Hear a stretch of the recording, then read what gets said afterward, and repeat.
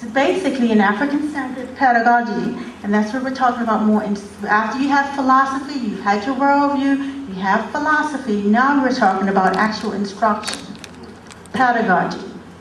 And that's what most teachers are trained to do. Implement the curriculum and put things in place and teach and do lesson plans, etc.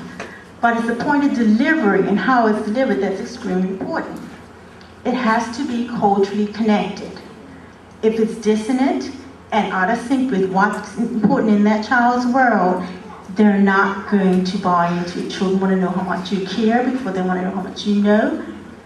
Okay, and that's where the quandary lies for a lot of them. And that's where we talk sometimes about socializations. That's the whole purpose of schools in the West, period. To show socialize the natives or the immigrant population so they can perform or do things better in society. If you really wanted to teach children how to read and write and do mathematics, would you put them in a classroom full of 20 children, 20 plus? Is that what will happen?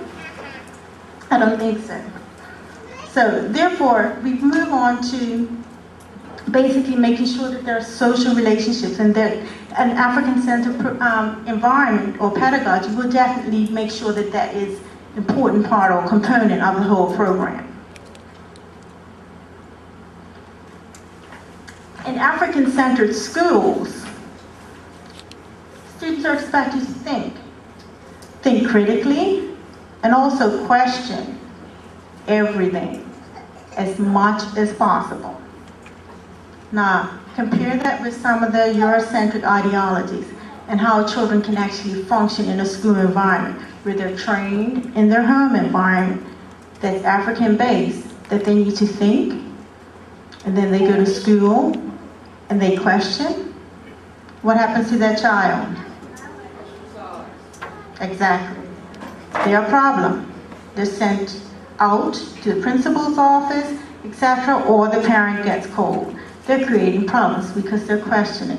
Not that they're trying to be rude or disrespectful. They need to know. They need to understand.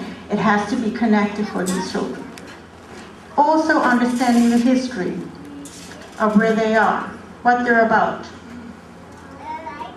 If they live in home environments that don't allow that same privilege, schools generally not a big issue, especially your traditional Eurocentric model, because what happens? You just go to school, you do what you're supposed to do, and then you leave. You don't question, you don't think independently.